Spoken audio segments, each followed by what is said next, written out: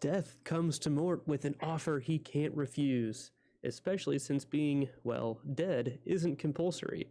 As Death's apprentice, he'll have free board and lodging, use of the company horse, and he won't need time off for family funerals. This is the podcast that gets lit, episode number 6. We are covering Mort. Let's get lit.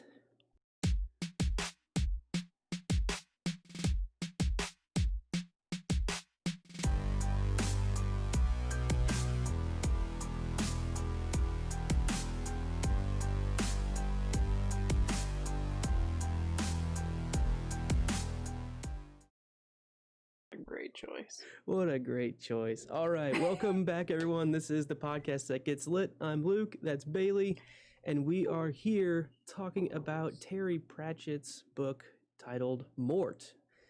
Today is not August 3rd, 2020. Today is a little bit after that. August 25th. August 25th. And I'm excited to talk about this. This is my third book that I picked for this year. So yeah, we'll talk about it. Before we get started, Bales, what are you drinking? To no one's surprise, I am drinking an 805. An 802?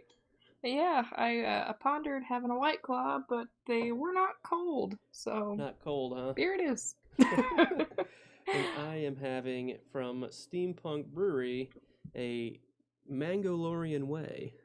Mango wheat beer it is. So, cheers. Cheers. And no, I didn't spill that when I was pouring it. The table already smelled like beer. That's not true. I spilled it. Anyway, so this book was published November 12th, 1987 by Harper Touch. 243 pages, pretty quick read. Audiobook, 7 hours and 28 minutes. We'll talk about a little bit how Bailey and I both learned about this book at the same time, which is kind of a neat story. But we'll get there shortly. So the Goodreads Synopsis. Mort, like many teenagers, is gangly, unpromising, and struggling with a menial job, in his case as Death's apprentice. He can barely handle his simple task of ushering souls out of Discworld, but he really screws up when he meets the beautiful Princess Keeley, who is scheduled to be assassinated. Going against his boss's wishes, Mort kills Keeley's assassin instead, which angers and interferes with fate. But Mort's heroism seems to be all for naught, since Discworld proceeds as though Keeley had been killed, while Death has too much fun drinking and gambling to be of any help.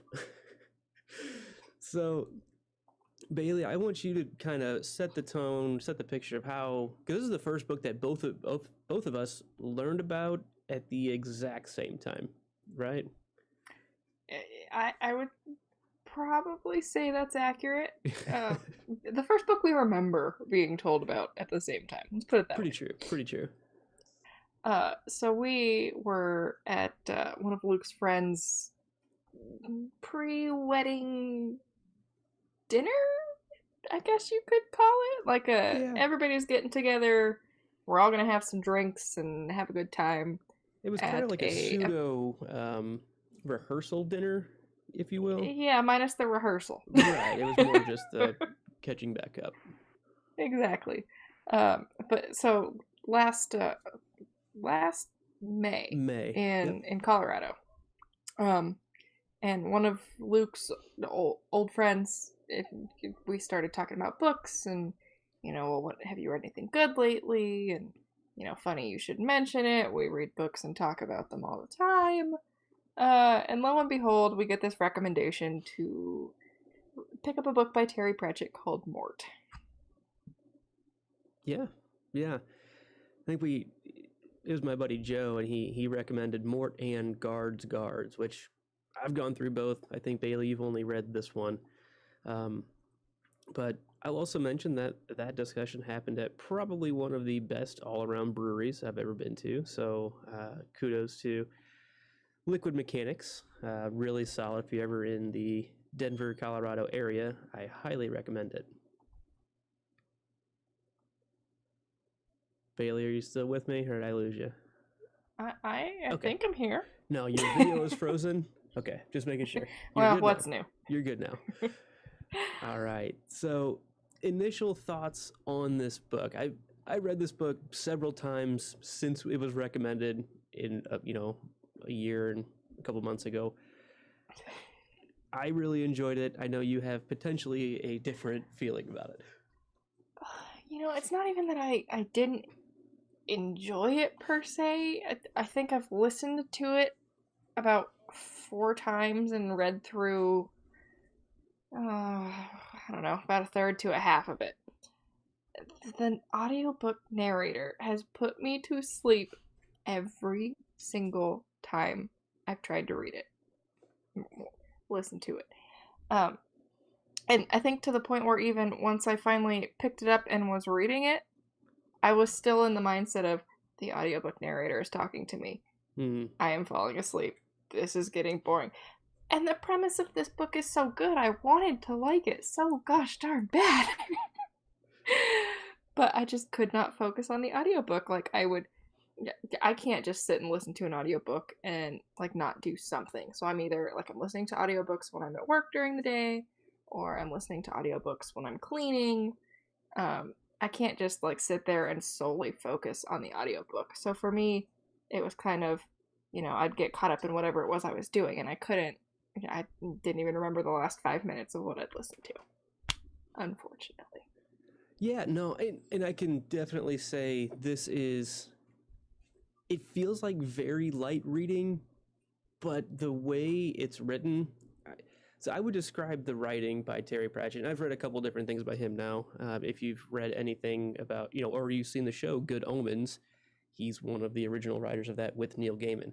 And as soon as you start reading other Terry Pratchett things, you can instantly get a feel from watching that or reading that, okay, that's what he brings. It's just always there. It's very like dry British absurd humor, if you will, almost like a Monty Python style or like a Hitchhiker's Guide to the Galaxy. Like there's certain Douglas elements, Adams.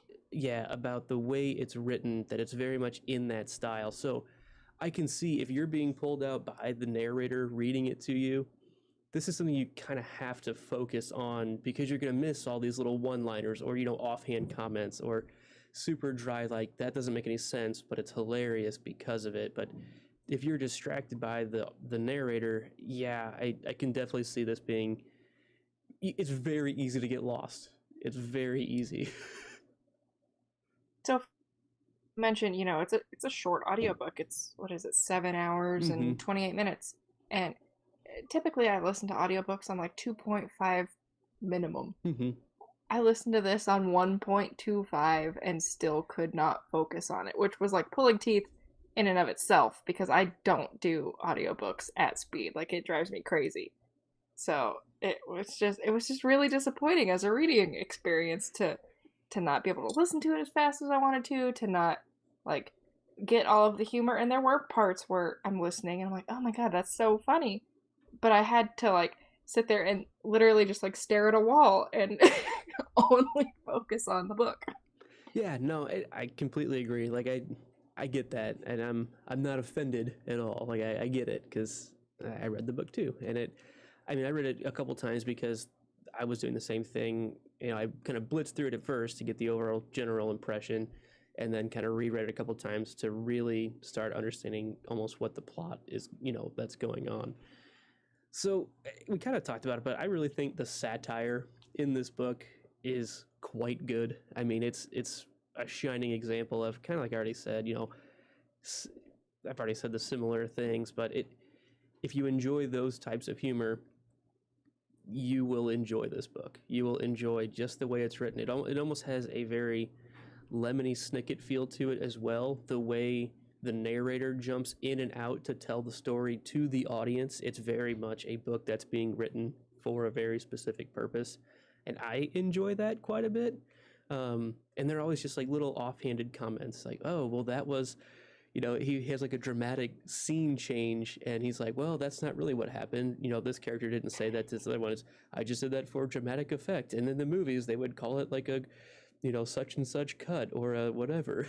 It's Yeah, like, and like the footnotes in this are extremely hilarious. Like I definitely got that through actually reading through and trying to do it that way where, there's a little footnote and you click on it and it brings you to a whole nother, which they read in the audiobook. I just don't know that it necessarily comes off quite as a footnote as much as it gotcha. does when you're reading it. Sure, I didn't realize they were in there as footnotes, but like I can, Those are the asides yeah, I of can the see narrator. that. I can, Hmm. having gone through it so many times now, I can kind of pick those out pretty easily. But yeah, I feel like it's written in a very visual way on the page. That it's probably honestly better served as a visual textual read and less as an audiobook, but worth both, I think. There's a lot of big topics throughout. The biggest one, I would say, is, it's all about death, literally, the anthropomorphic personification of death who looks like the Grim Reaper. And the main theme is, death and humanity and changing fate, right? Because the main premise that kind of spins everything off is Mort is picked up to be Death's apprentice, and then he starts kind of learning the job a little bit, and then Mort gets his first assignment to go on do this job by himself to usher some souls, right? And 0 for 3 on them really going the way Mort thinks that they're gonna go, right? Do you remember those three? So it starts off with Fuzzy at best. the witch, Goody, the witch, who basically witches and wizards can see death. They've been trained to see the character death, and so death doesn't really like them because no one likes a smartass, and it's kind of funny because the witch, Mort goes to usher her into whatever the next world is, and she ends up like not going with him, right? She's just like, well, I know you're coming, and she like controls the way her image changes after she dies, and she kind of just decides, I'm gonna go do my own thing, and leaves Mort behind, and he's like, what? What just happened? And then his second little assignment is a priest who believes in oh my gosh, personification. Get your head out of your ass. Reincarnation, and so another thing that happens in this book is whatever you think is going to happen after you die is what's going to happen. So good people who think they are going to hell are likely going to go to some kind of fiery hell. Bad people that think they're totally great going to be going to some form of heaven. It's just how it works. There is no justice. There's just me, as death keeps saying over and over again. And but so the priest ends up dying, and Mort's like, okay, well, you have to come with me. And he goes, no, I have what's considered a season ticket. And he believes in reincarnation. So he keeps being reincarnated, born 9 months after he dies.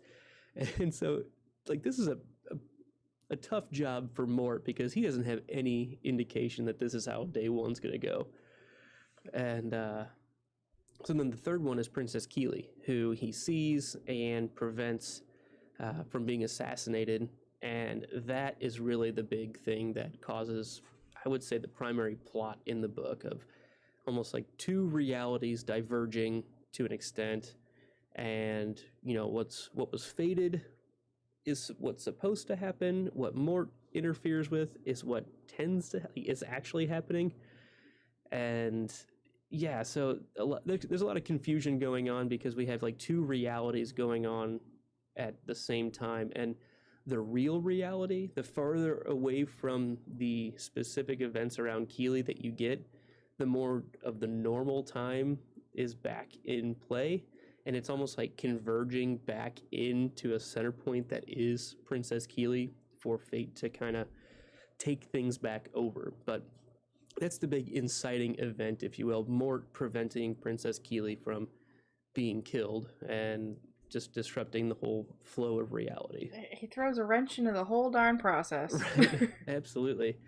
So I know you were saying like you kept getting distracted, but did you gather like that's what was really going on with the whenever Mort's like he's drinking that scumble and they're like, why aren't you getting drunk at all? And then they think he's going crazy because he's talking about a mist coming through the wall. That mist is like the event horizon of the real reality converging back towards it. So yeah. I feel like you're talking about a completely different book than the one that I read. Well, that's okay. That's all right. It happens. It happens. But yeah, it's a pretty funny book. There's a lot of side stories as well, kind of going on. Like the fisherman who became a fisherman because it was a great way to stay away from his wife, who they had, I think, I don't know, he said like 6 months of happy marriage, but that was over 20 years ago. It was like, I mean, like, can you blame him? Wives are awful. I couldn't tell you, but but there's a lot of kind of funny side stories, and it's fun, and there's a lot of this time Mort's kind of doing his job in the background and trying to correct this big problem that happened, and he deals with a wizard who sort of starts helping him and Princess Keeley figure their stuff out, but they're trying to figure things out in a possibility that shouldn't be possible. So, but I'm a wizard. We're trained to see such things. So, what did you think about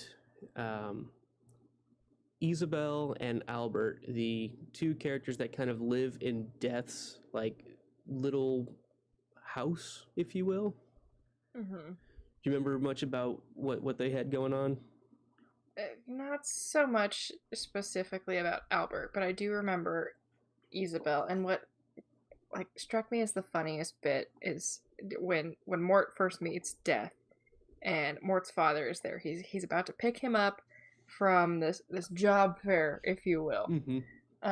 And the job fair is from, I don't know, sun up until midnight or whatever the hours of it were. And like the clock is striking midnight and no one has chosen Mort yet. He's lost all hope, and he's like, no, okay, well, but we gotta stay until midnight. Like his dad's trying to take him home. And so Death comes along, decides that he's gonna take Mort on as an apprentice, and Mort's father has no clue like what's the conversation that's going on. Time is basically frozen, and he's just in some la-di-da alternate reality of what is socially acceptable instead of seeing Death come along and talking to your child. Right. And so Mort and his father are saying goodbye, and Mort's father points out, well, you might end up taking over his business. Like some apprentices take over their master's business if they marry into the family. And does he have any children? And so Death says, I have no sons. Mm-hmm. But he says nothing about daughters, and lo and behold, there's Isabel. And it's just like an offhanded comment at the beginning, and then by the end, well, look what's happened. Mort and Isabel have fallen in love. Yeah, I mean, and whenever Mort first meets Isabel, she's under the impression that Death brought Mort back home for that nuptials reason as well, right? And she's like really harsh to him initially, isn't she? I don't want to talk to you. Like I'm not here to be married to you. I can do what I want.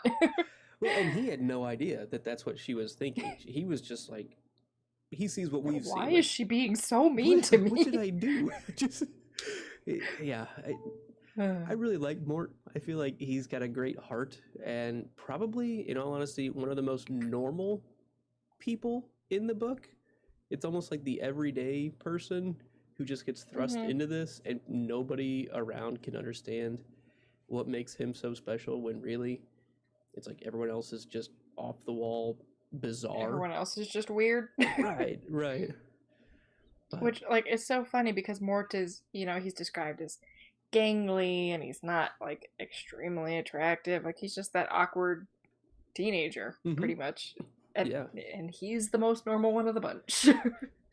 I loved that in that same scene where Mort and Isabel kind of have their picnic out in the garden, and because Mort invites her, and he's like, "We could take a walk in the garden with no obligation," and that's like where they really start the conversation of, "Oh, you're not here to marry me?" And he's like, "Marry you? What are you? What are you talking about? Like, that's the last thing on my mind. I'm just here to learn a job." And then they just like start like ripping on each other how ugly each other is, and not in like a rude way. It's almost like a very honest way. It's very much like they're trying to make it clear that neither of them is interested in the other one, but they're doing it in such a nice way, if that makes sense. At least the way it's read. It's very genuine. Like, it's not trying to be hurtful. Right. And she's like, "Are my eyebrows really that bad?" And he's like, "Yeah, sorry." Like, I don't know. It's just so silly. And then at the end of that scene, they get to the point where, like, we really shouldn't get married. What does he say? We definitely shouldn't get married, if only for the sake of the children. Like, let's not get married because it would be bad for the children. But our kids will be awful looking. So to jump to the end of the story with that part, they do end up kind of falling in love, and because they spend more time together. And in all honesty, Mort, with the responsibilities that he has and Death starting to take a more backseat role. I mean, this is only a couple days into the job, really, and Death is like, "Hey, I've never really had a day off in my life, or my lack of life, and I'm gonna go ahead and try that." And he just like doesn't come back. He just like goes off on like a bender. He really like does. A lifelong bender. He really does. What are some of the things you remember him doing? Doesn't he like go gambling and drinking and like basically all of the things that people tell you in life are bad and that you shouldn't do in excess? Well, he's trying to figure out what I think he's trying to learn about humanity, right? He's really trying to understand what it's fun. Like to be a human. What is fun? Going dancing. Is this fun? Are we having fun? I thought I was. And he goes fishing at one point. That's where the angler comes in. And the angler accidentally catches a fish because they're all staying away from Death. All the fish that he's trying to catch are like swimming away from him, and one haphazardly just ends up on the angler's hook. He does go gambling. He also goes drinking. He tries all of the expensive bottles in the tavern. Can you blame him? He ends up going to a career broker as well and getting a new job where he wanted to do something. I forget exactly what he says, but something to do with cats. There's like something to do with cats. He loves cats, even though they mock him because of the 9 lives thing. I mean, I feel like cats are the ultimate, like, antisocial. They're perfect for Death. Like, they're just a bunch of bitches. I can attest, I have one outside my door trying to get in. I have one inside my door trying to get out. And if they run into each other, watch out. But during, we'll call it Death's Bender. That sounds like a great band name or album title at least. Or maybe a brand of mead or something, Death's Bender. Mort has to kind of take on more of the responsibility, and throughout the book, this is one of those asides from the narrator. He's like, if we haven't really taken a look at what Mort looks like in the past few chapters, but if you look at him now, he's less gangly. He's standing, more upright, and like he's just like coming into his own unbeknownst to himself, and that almost continues to an extreme where he legitimately starts becoming Death. He starts becoming the character that is Death, at least the same style of entity to an extent. His eyes change color. He starts talking like Death, and like he can't control it. It's just becoming a part of who he is, because it's almost like as Death is stepping away from it, it's like the position is almost like forcing itself onto Mort. And so he changes a lot through the book, I think. I mean, we've all been in that place where you become your job, am I right? That's kind of the note that I have written there of employment and the loss of humanity. Mort doing Death's job. It really is almost like his life is becoming his job, and I think that's one of the statements that Pratchett's trying to make. Becoming his life. Right. I mean, it's kind of both, right? I think that's the societal norm that Pratchett's trying to point out of you can't get too far away from it like Death does, because then it's irresponsible, but you can't let it take you over, and you can't just let that be the only thing, because you'll lose yourself in it. I think that's how I read it. Maybe it's just personal experience. Like I've been there. I'm definitely relating to that quite a lot these days. Yeah. So I think it's a really neat way of looking at that. In this, like, you wouldn't expect the career side to really be in such a life and death thing, but that's what their career is life and death. So I thought that was interesting. Mm-hmm. Yeah, and I vaguely remember, like, during Death's Bender, and he talks about, like, doing things involving having flesh and how he doesn't have any, and, like, how does this work if I don't have flesh on my bones? Mm-hmm. It was just very funny. Yeah, I think I actually have this line written down over here where I ushered souls into the next world. I was the grave of all hope. I was the ultimate reality. I was the assassin against whom no lock would hold. Yes, point taken, but do you have any particular skills? It's like, that's great and all, but if I'm trying to put you in a job... But, like, how does that translate into a new position? Right. And it follows up with, it would seem that you have no useful skill or talent whatsoever, he said. Have you thought of going into teaching? Had to get one Those who can't do, teach. Oh, that's a good one. That's good. No offense to teachers. All offense. Not really meant. Don't lie, Hogan. No, I like teachers. They're good people. They just have summers off, and I'm jealous. Yeah, that would have been nice.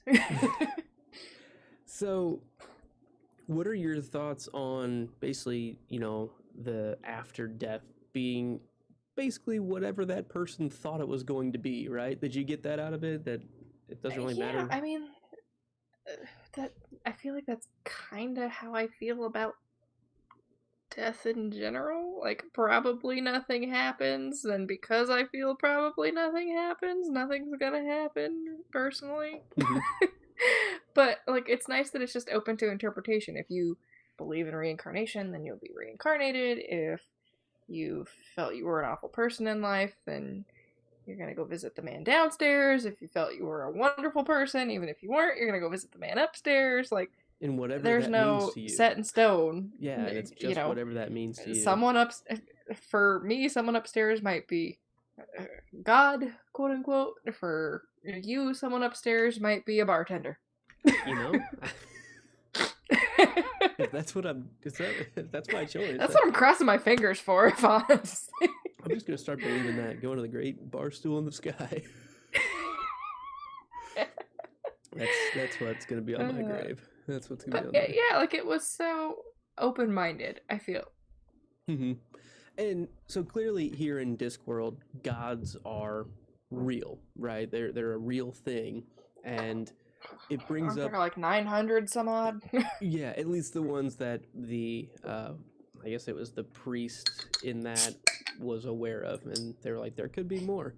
But it brings up a theme that's very prevalent in American Gods by Neil Gaiman, who may have taken some of this from Pratchett. Obviously, they knew each other, worked together on Good Omens, but it really comes down to the power that a god has is dependent on how much people believe in that god. And so it's almost like the gods, it's beneficial to have more followers because that makes them more real and more powerful.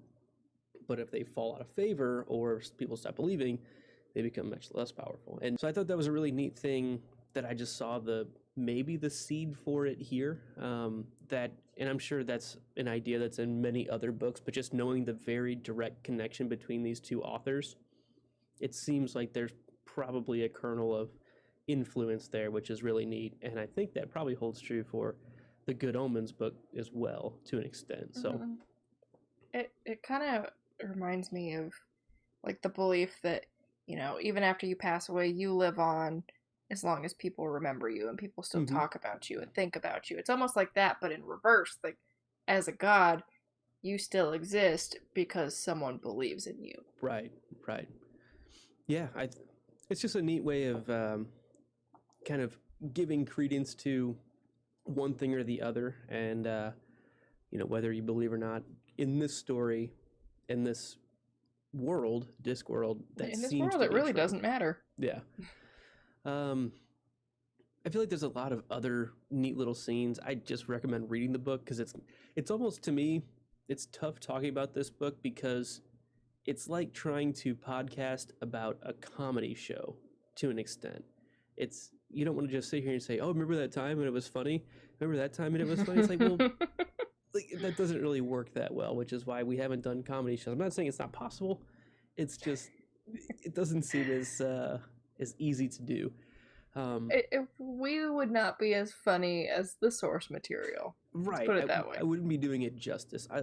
I do think I want to read a couple more of just the lines that stood out to me, just so you get any of the listeners will get a flavor for what it kind of sounds like. And this is on the page 1. Scientists have calculated that the chances of something so patently absurd actually existing are millions to 1. But magicians have calculated that 1,000,000 to 1 chances crop up 9 times out of 10. It just doesn't make sense. It's great. A good one. The whole time, Death is kind of doing his job, and Mort's kind of questioning. It's like, but that's not fair. Like, that's the big thing that he struggles with, is what's right, what's wrong, and Death says that's not for us to decide. Like, that's not our job. Like, get that out of your head. Like, there's no justice, there's just me. And at the very end, this is like when Mort's about to really cross over and be Death. It's almost like this is like on like the cusp of the final, you know, Rubicon that he could cross and then come back. And he says, "There's no justice, just us." It's almost like a play on words that's where it all came from, and he had to, Pratchett like took it backwards and just used it over and over again as just me. It's just us. Yeah, it's justice. Right.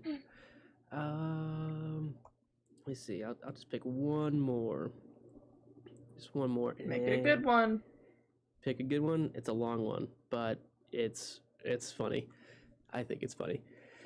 So this is Mort thinking about Princess Keeley, and he has like a pang of jealousy because Cutwell, who is the wizard, is working for her now, trying to help people remember that she's alive, because people are, it's very much like a magic in the wizarding world with muggles. Like, they refuse to see what's not there, right? They'll convince themselves that it's not possible. So Princess Keeley's dead.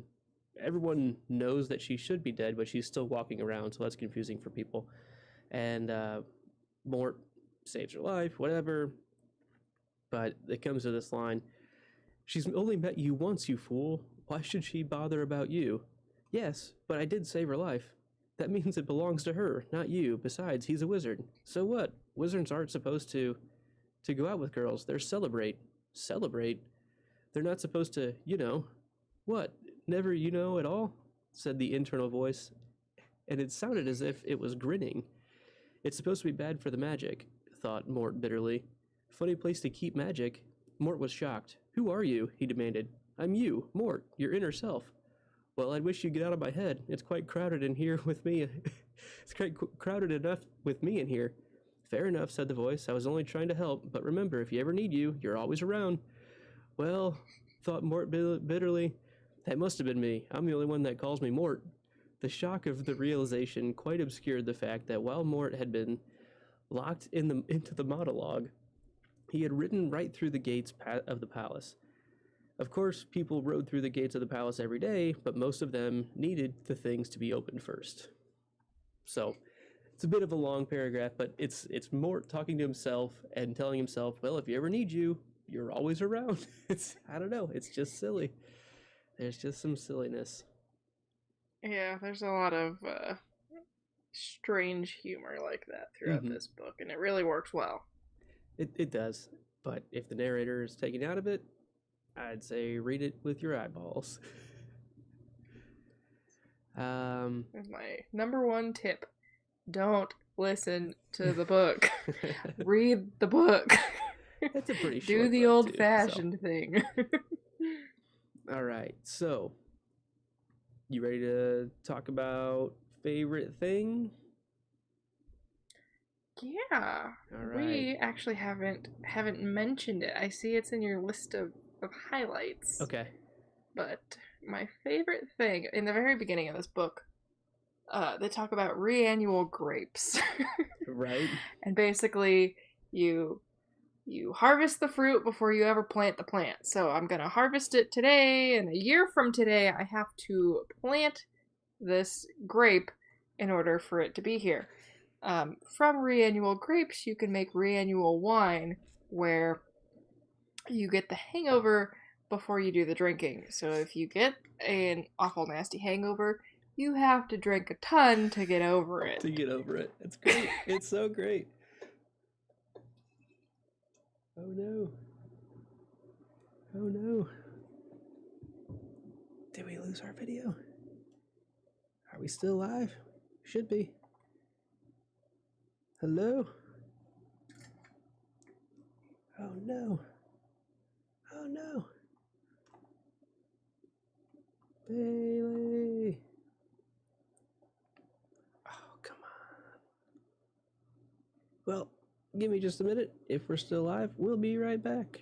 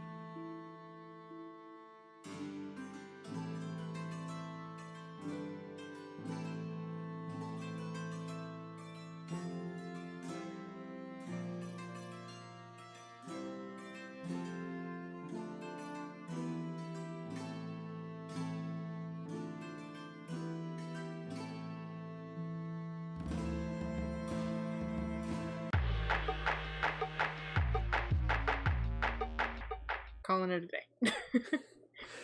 All right, well, they can hear us. Let's try to get our videos back. Yay. Out of here. Hey. Sorry about that. Yeah, apparently difficulties with the internets today. Technology, am I right? Am I right? Okay, so we had your favorite thing, the reannual grapes, which, yeah, I love the reannual wine where you get the really bad hangover and then you have to keep drinking until it goes away. That's just great. I think that's hilarious. I feel like that's just a sign that your next day is going to be awesome. Like, clearly you're getting hammered. Pretty much. You know you're going to get drunk tomorrow. Right. Whether you want to or not. You progressively just get the buzz and then taper off. It's just right. I don't know. I'd like to think people are smart about it, but let's be real, they're probably not. Yeah, probably not. Probably not. My favorite thing, this is tough. I like a lot of things in this book quite a bit. I love the way it's written so much. I'm going to pick a favorite thing, though, and I'm just going to pick a character. I really like Mort a lot.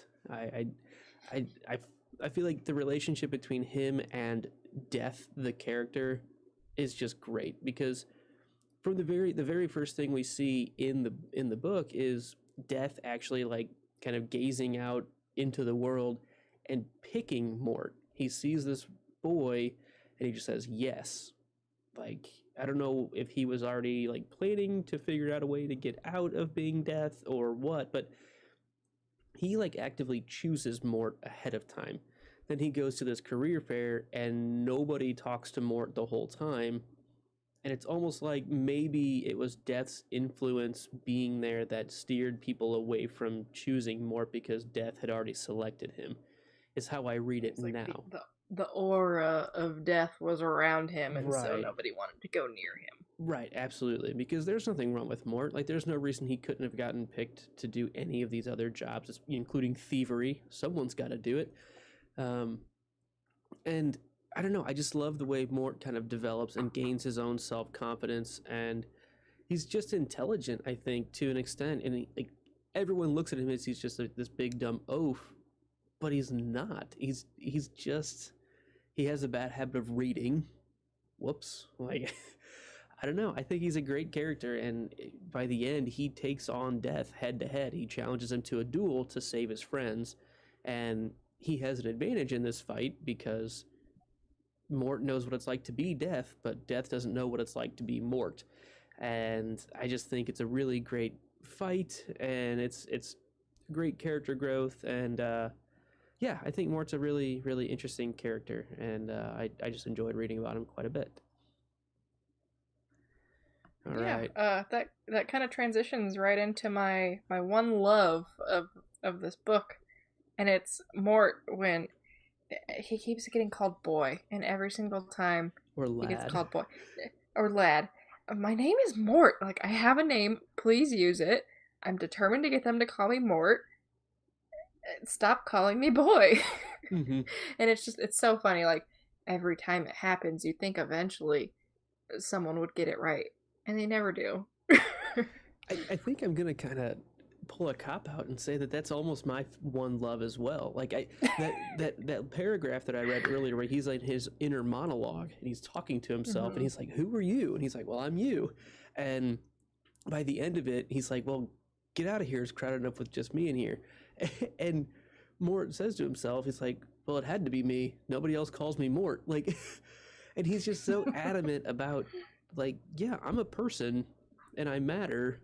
Why won't anyone show me any respect at all? And by the end of it, people are terrified of him because he's literally becoming Death. And I love that he never quits sticking up for himself at all. Mm-hmm. I think we pretty much know your next answer, but what was your one hate? The gosh darn narrator of this audiobook really ruined the whole experience for me.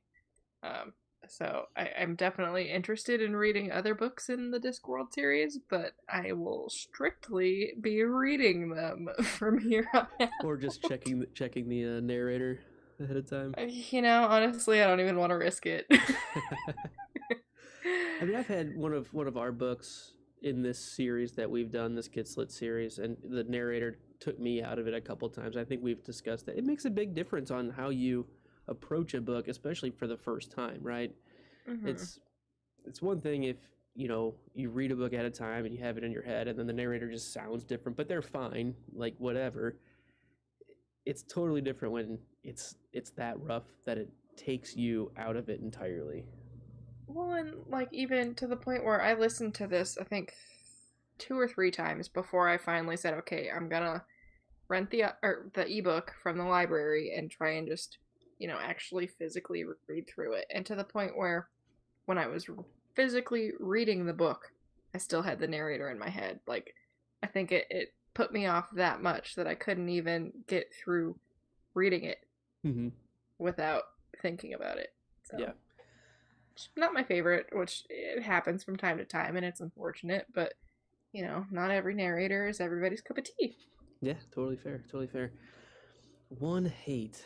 What's something there's not many things that I hate about this book. You're not going to come up with one of these. It's gonna be tough. I'm not gonna cop out and just say, oh, that it was so short. Like I think that's a benefit. Like it's not a long book, and I think it would feel very drawn out if it was much longer than this. It's a really great short novel. Like a Mm-hmm. novella almost. Really, it's. I think it gets to the point that it needs to. It's maybe a bit haphazard in how it jumps around to so many different things because it explains things really well, but not that easy to catch on a first or even second time through.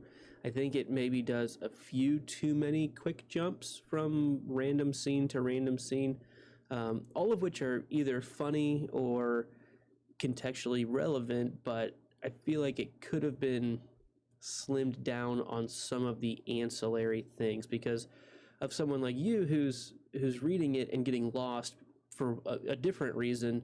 The story itself is kind of not conducive to keeping someone who's marginally distracted fully engaged, if that makes sense. Like it, Absolutely. and I think that's the one thing I guess it's more of just like one critique, but I don't hate it because I enjoy it now that I've fully wrapped my arms around it well enough. But like it it took a little bit of effort to not miss things, I think. Right. And like maybe audio just isn't the right format for this. I Mm-hmm. mean, I'm sure it's great as a book on its own, and I think it would be really good as a visual form of media Mm-hmm. because it would be so easy to take like the two diverging paths that happen And visually after represent that. Mort saves the princess and say, okay, well, we're going to differentiate this by the tone of the color on the screen so that you clearly know that, you know, the warmer tones are what could have happened, but the colder tones are what is actually Mm-hmm. happening. And I think that it really would lend itself well to being portrayed on a screen. I think it'd be an amazing animated like short series, you know, and Mm-hmm. there's a whole death saga in Discworld. I read book 2 in that called Reaper Man, and like it could easily be a season for each of those books. I think there's 4 or 5 of them just in that series, and I feel like this world, it's so colorful and animated in the way it's described. It just really seems like that would be a perfect marriage of animating this. And I think there have been some attempts at several Terry Pratchett things. I think there's a show coming up actually about Discworld. So more on that coming up. I forget what it's called. Yeah, I want to say we had heard about that. Yeah, I think so. I think so. But that's I guess the question comes down to Bailey, would you recommend this book to somebody else? I would, with the stipulation that please do not listen to it. Pick it up and read it and do it justice. I can second that, and I have recommended this book to a couple people, and yeah, I would do it again, absolutely. Well, thank you so much, everybody who tuned in to join us, and those of you who are listening to it afterwards. You can follow us at Gets Lit Podcast on Twitter and Instagram. Sorry for all of our digital fails today. It was not planned, I assure you. It's very 2020 of us. It's, we're just trying to be on with our current events. But hitting that like button, hitting that like button really does help us out a lot. And please make sure you check out the links in the description below for merchandise and where you can buy this book itself, either Audible or I think there's 2 different hard copy versions of it as well. So check out the links in the description below and make sure you're subscribed and all that fun stuff. We appreciate it. Thank you. This show and all of our shows at thepodcastthat.com are produced with the love and support of our wonderful Imaginary Legion patrons. You can learn more about the Imaginary Legion and member benefits at patreon.com/stayimaginary. And speaking of Joes, who recommended this book to us, we hope you'll join us next time when a beautiful, aspiring writer strides into the East Village bookstore where Joe Goldberg works. Joe does what anyone would do. He Googles the name on her credit card. When we read You by Carolyn Kepnes. And if you have watched You on Netflix and you haven't read the book yet, I highly recommend it because the book is even better than the series. Until next time, just keep reading. And stay imaginary. Bye. Bye! Bye.